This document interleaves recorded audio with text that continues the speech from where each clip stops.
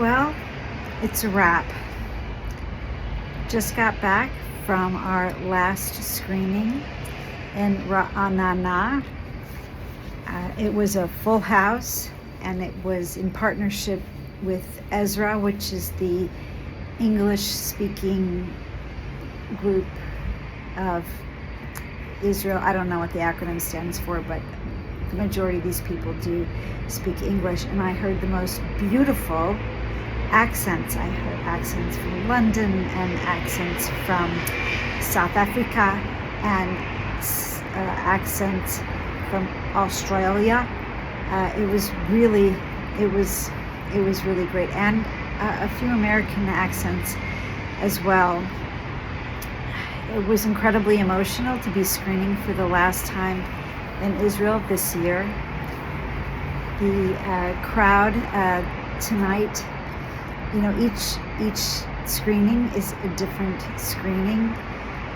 It's interesting to see how the audience reacts as a group, what speaks to them, what you think you may have you may get a reaction, you may not necessarily get that. And this evening there were some places where I found it so interesting where people reacted out loud, and other places where they did not.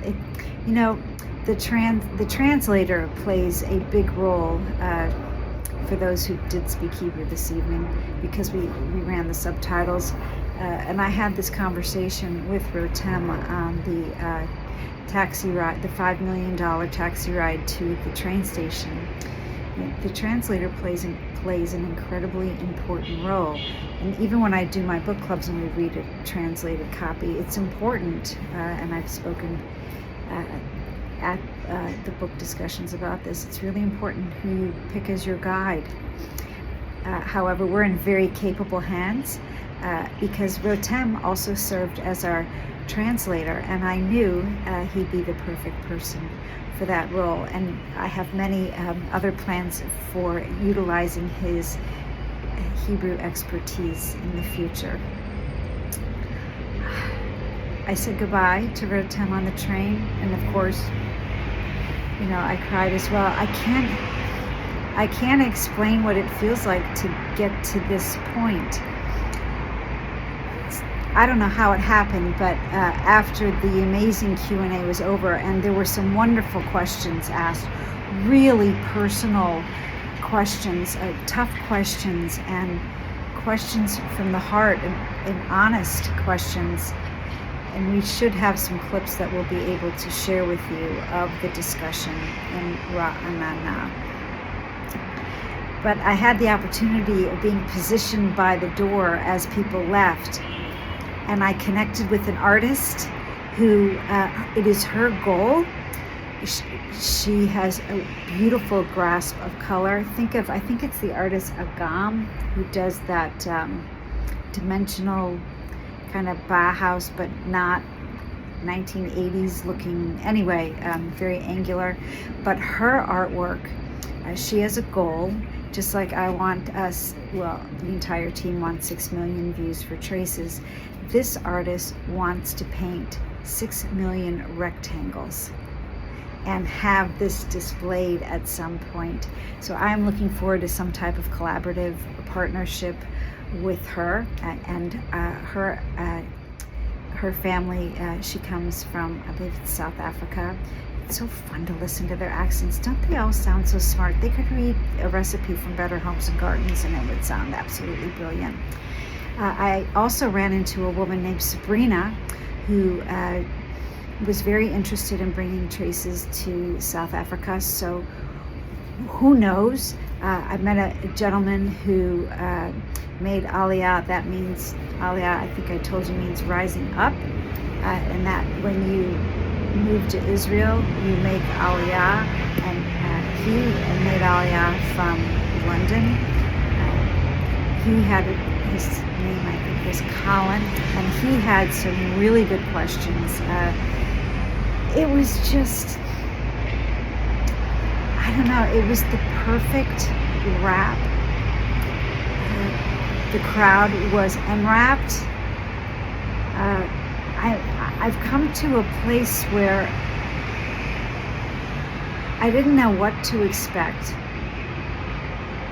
yet everything exceeded my every expectations. And to come to the end of this tour in meeting with a group who all speak English, you think like that's where the buck would end, right?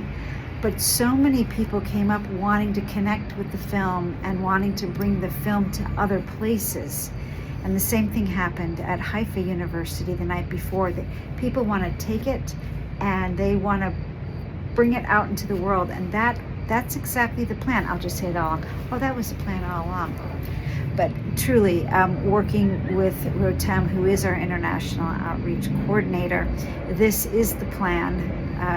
We do have big dreams for Searching for Identities film traces. And we ticked every box here. I can't believe it. Oh, and I met a famous person today. So here's a story. We have a red-bellied woodpecker in the backyard. That's very exciting. So I had time for a nice long walk this morning. So I made my way south and I went to the Kendama Israel store. And if you don't know what Kendama is, well, you'll have to look it up, but it's very cool. And there's a famous guy who owns it. His name is Abraham. I don't remember his last name, but he was there. He was in the store. And who's he in the store with? Two other guys. And one of the guys, oh yeah, he's from Aventura, Florida.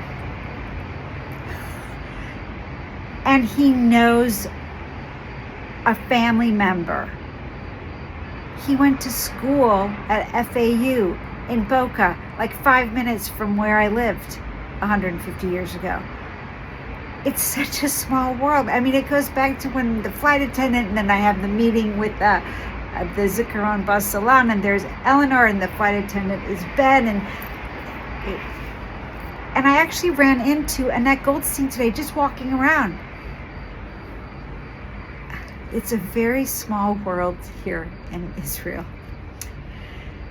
So right now I think I'm at one of those points where, I don't know, I just, I've just arrived at a point of contentment. I had no idea when I started this out. What I remember standing on the sidewalk with one of the second gen after, I don't know, it could have been after the third or fourth workshop. It was very early on. And I told her, I said, I'm gonna make a film about your stories that the world needs to know. And I remember her saying, I don't know if you want to do that. It's gonna cost millions of dollars and it's gonna be a lot of work.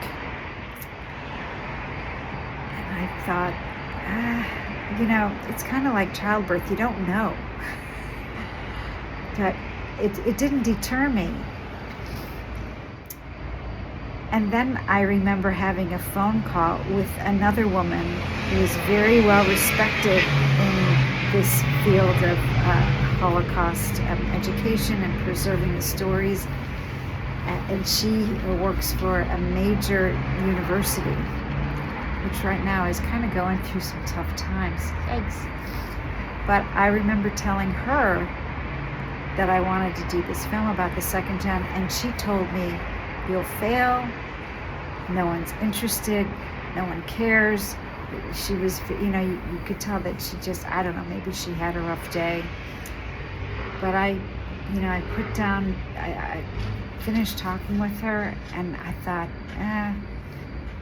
to quote Ayn Rand, it's not who's gonna let me, it's who's gonna stop me.